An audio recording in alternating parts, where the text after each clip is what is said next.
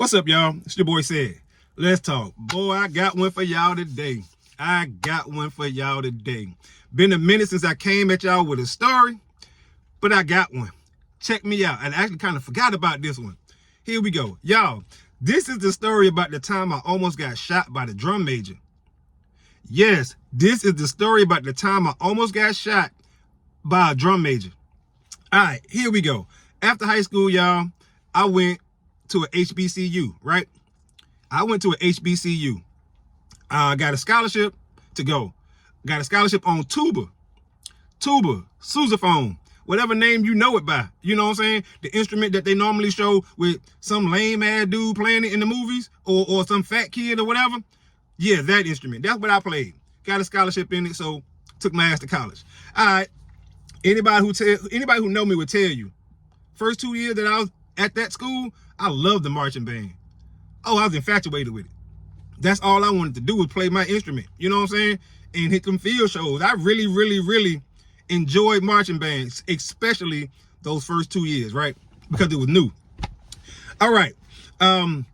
If anybody know anything about marching bands on the college level, especially back then, y'all, we talking about late 90s, like 97, 98 to early 2000s, that time frame. Okay, the amount of time that we practiced and rehearsed was just ridiculous. It's unheard of now. It just don't happen nowadays. These kids might practice 3 hours, you know what I'm saying, or something like that, maybe.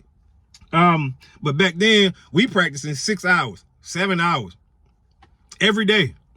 Sectionals be at 3 o'clock, full band rehearsal at 4 o'clock, sometimes on the field by 5, and then it ends by 10, maybe even 11. Right, and we talking about this was every day, y'all. And like I said, this is back in the Gap, so don't trip on me now. Anyway, this particular incident happened on the band field. It happened on the band field. We out there, we having our 4 o'clock rehearsal, and we outside. We not indoors, we outside on the field. Having our rehearsal, right? Everything is going fine. We take our break so that we can go to dinner, right? Like this how long we practicing. We practicing it from 3 o'clock to 4 o'clock right up in there. That's when the whole band come together. And then we practice until it's time to go eat. You know what I'm saying? You go to dinner, eat dinner, and then come back. The band director, assistant, drum major, somebody's going to let you know, hey, come back outside or go to the band room so we can practice inside. But you going to know before you leave. All right, so this particular day, they were like, hey, come back to the band field. We back outside, y'all. We still got rehearsing outside to do. All right, no problem. Oh, before we had left to go to dinner, one of the drum majors, he had got a new little pew-pew. You know what I'm talking about? I don't know if it was brand new or just new to him. You know what I'm saying? Maybe he bought it for somebody. Anyway, he was showing it to people. He wasn't being reckless, y'all, and just showing it off to everybody. No, it was just, you know, the folks he was really cool with, who he knew either they had one or he knew they wasn't going to say nothing. So he was showing it to people. Okay, I bet. I wanted to see it. I really did. I wanted to see it. But because of the way practice was rolling, I didn't get the opportunity to see it.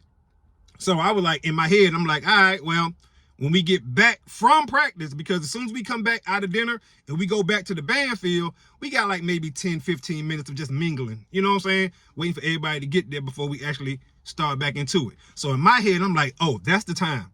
That's the time I'm gonna check it out. You know what I'm saying? I'm gonna ask him, hey, bro, let me see you, let me check out your little pew-pew. All right, no problem. It play out just like that. We go to dinner, I eat, I come back. The tuba section, right? We lined up literally in the end zone. Right behind the end zone was the parking where everybody used to park at, right? So it's like perfect. I'm in the perfect spot to where I can just go holler at him because his car was parked maybe 10 yards behind where I was standing at. So I'm like, I can just walk over there real quick. No problem. All right, I see him over there. He was actually showing it to somebody else. He's showing it to them. So from maybe 10 yards away, I'm watching, I see him. I'm like, all right, bet. So I give him a head nod. You know what I'm saying? I'm like, hey, bro, can I? He's like, oh, hell yeah. He did like this. So I'm walking on over there. As I'm walking over there, I literally, y'all see him drop the clip. He hit the button and clip fall out. Boom. So now I know the gun is unloaded. The gun is unloaded, which you kind of just see that, you know what I'm saying? It's like, okay, cool, gun safety, you know what I'm saying? So you recognize that even if you don't speak on it. All right, so I walk over there. I know it ain't no clip in there. The dude who he was just showing it to, I dapped him up, you know what I'm saying? Spoke to him. The drum major who had I dapped him up, you know what I'm saying? Spoke to him. I'm asking him about it. He telling me, you know, the specs, you know, what it hold and what it is and is this and the gen whatever, you know what I'm saying? Like, he's giving me the full detail. I'm not sure when or how a bullet got in the chamber. I'm not sure how that even happened because I seen him drop the clip out. Now, I didn't see him, you know what I'm saying, unrack it and pop the one that's out the head if he had one in there. I don't know. I didn't see him do that. But I seen him for sure take the clip out. As he's talking to me, you know what I'm saying, he's talking to me, telling me, you know what I'm saying, the specs and all this other stuff, and we having a cool-ass conversation. He turned to his right like that and look off or something, you know, I'm not sure. You know how it is when you're talking. And then he turned back around, and he was like, yeah, man, check it. 5! And it just went off. Man, it was so loud. It was so loud. I took a step back, you know what I'm saying? More like jump back, like, whoa, what the? The other guy, like I said, who was already there before me, he jumped back too. Hell, the dude who was holding the gun, he jumped too because they caught him by surprise. We all jumped. We like, whoa, what the? Y'all, I looked down at my feet. I looked down. Where I was standing,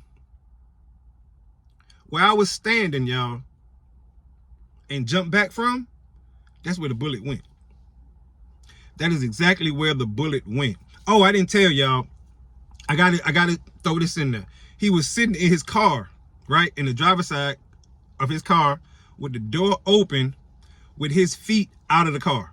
So imagine, y'all see how I'm sitting now? If I turn to my left and put my feet out the door, that's how he was sitting. All right. So like I said, the gun goes off. Bah!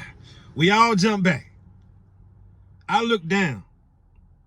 I see the bullet hole right there where my boot print is at. Right, because we used to march in boots. You know what I'm saying? So we used to practice in them so we can get used to them. So I see the bullet hole right there. Now I know what some of y'all thinking. How you know that's your footprint? It could be anybody's footprint. Matter of fact, how can you even tell a footprint if y'all on the field? Well, to answer y'all question, we used to march the grass down. Like when we first started at the beginning of the band season, it was a whole green grass field.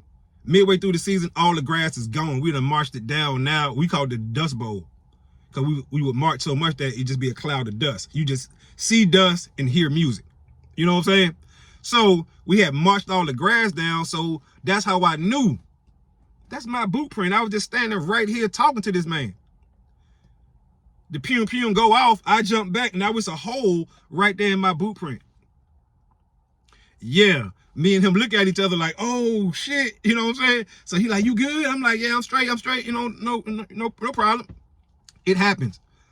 He was like, he asked me probably 3-4 times, bro, you good? You straight? Hey man, I didn't mean to do that. That was an accident, you know, whatever. And I'm letting him know, hey bro, it's all good. It's all good. Ain't no tripping over here. Y'all know how it is when you young. I had to be like 19 at the time, I guess. I don't know, something like that. You get over shit extremely quick. Especially when it's somebody you cool with. Now, I ain't never had no issues with that man. He ain't never had no issues with me. Ever. You know what I'm saying? So there's no need for me to think that that was intentional, which even to this day, I don't believe that. It was an accident. This is what I believe. I believe it was an accident. I don't believe that was intentional. So he looked at me, I look at him like, dang, he like, you straight? I'm like, yeah, I'm good, bro. No problem. You know what I'm saying? And after making sure everybody is okay, we kind of just moved on. In the moment, just moved on and kept on talking about something else. I think he just put the gun away. We ain't even talk about that no more. We started talking about something else. And it was literally over. And I forgot about that situation, y'all. I really forgot about that situation for a very long time. Very long time because it was an accident. And like most accidents, you just kind of just brush it under the rug and keep it moving. But yeah, y'all, that was the story about the time I almost got shot by the drum major. I don't think I've ever shared that with anybody. I don't believe. I don't know. Maybe 1 or 2 people, maybe. But I didn't see it as a big deal, so I never really said anything to nobody.